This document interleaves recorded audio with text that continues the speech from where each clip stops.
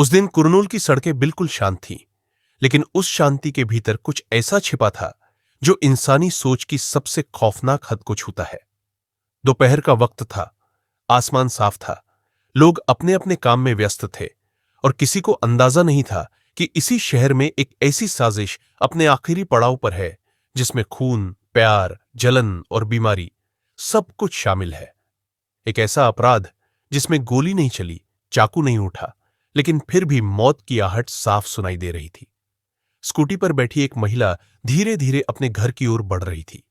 सफेद कोट उतार चुकी थी, लेकिन चेहरे पर अब भी एक डॉक्टर की थकान और जिम्मेदारी साफ झलक रही थी।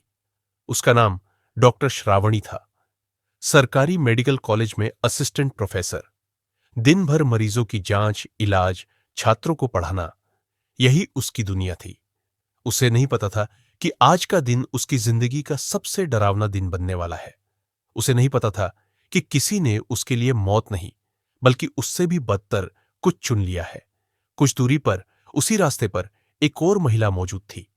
बाहर से देखने पर बिल्कुल सामान्य, एक नर्स, मदद करने वाली, इलाज से जुड़ी। लेकिन उसके भीतर जो चल रहा था वो इलाज नहीं था, वो बदला था, वो जलन थी। वो एक ऐसा जहर था जो महीनों से उसके दिल में पल रहा था। उसका नाम वसुंधरा था। कभी किसी डॉक्टर से प्यार करने वाली, जिसने अब किसी और के साथ जिंदगी बसा ली थी। और का नाम था डॉक्टर श्रावणी। वसुंधरा के लिए ये सिर्फ रिश्ता टूटने की कहानी नहीं थी। उसके लिए ये उसकी जिंदगी छिन जाने जैसा था। उसे लगता था कि करुणाकर उसका था, उसी से शादी करेगा, वही उसकी पहचान बनेगा। लेकिन जब करुणाकर ने श्रावणी से शादी कर ली तो वसुंधरा के अंदर कुछ टूटकर बिखर नहीं गया, बल्कि सख्त होकर हथियार बन गया। हर दिन अस्पताल में जब वो श्रावणी को सम्मान के साथ देखती तो उसके दिल में एक ही सवाल गूंजता, जो मेरी जगह थी वो इसे कैसे मिल गई। यहीं से प्यार ने खतरनाक मोड़ लिया। वसुंधरा ने तय कर लिया कि अगर वो करुणाकर की जिंदगी से बाहर हो गई है तो वो श्रावणी की जिंदगी को नर्क बना देगी।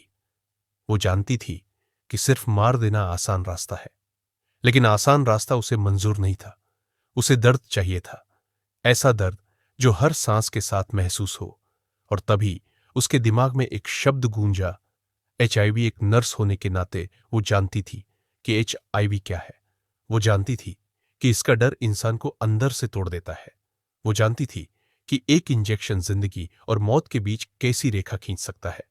और यहीं से एक शैतानी प्लान ने जन्म लिया। संक्रमित खून, सिरिंज, सही मौका और एक ऐसा हमला जिसे कोई तुरंत हत्या नहीं कह सकता। 9 जनवरी, वही दिन, वही दोपहर। डॉक्टर श्रावणी स्कूटी से घर लौट रही थी। केसी नहर के पास की सड़क पर अचानक एक टक्कर हुई। स्कूटी डगमगाई, शरीर सड़क से टकराया। दर्द की एक लहर पूरे बदन में दौड़ गई। इससे पहले कि श्रावणी कुछ समझ पाती, कुछ लोग वहां पहुंच गए, मदद के लिए, सहानुभूति के साथ। उनमें वसुंधरा भी थी, साथ में उसकी दोस्त और 2 बच्चे। सब कुछ इतना सामान्य लग रहा था कि किसी को शक नहीं हुआ। मैडम, आपको चोट लगी है, चलिए अस्पताल ले चलते हैं।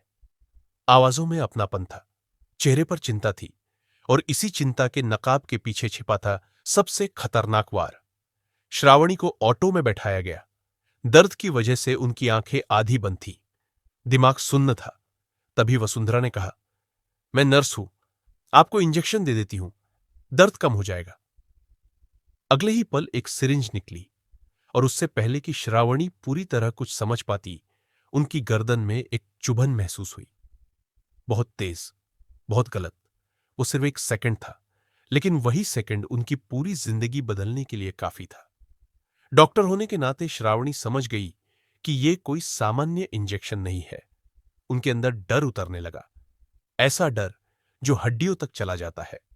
उनके दिमाग में सिर्फ एक ख्याल था, अगर ये वही है जो मैं सोच रही हूं तो। कांपते हाथों से उन्होंने अपने पति को फोन किया। आवाज टूट रही थी, शब्द लड़खड़ा रहे थे, और उधर करुणाकर की सांसें थम गई। अस्पताल पहुंचते पहुंचते मामला पुलिस तक पहुंच चुका था। जांच शुरू हुई, और जैसे जैसे परतें खुलती गई, ये साफ होता गया कि ये कोई हादसा नहीं था। ये एक सोची समझी साजिश थी, एक ऐसा अपराध जिसमें प्यार को हथियार और मेडिकल ज्ञान को झर बना दिया गया।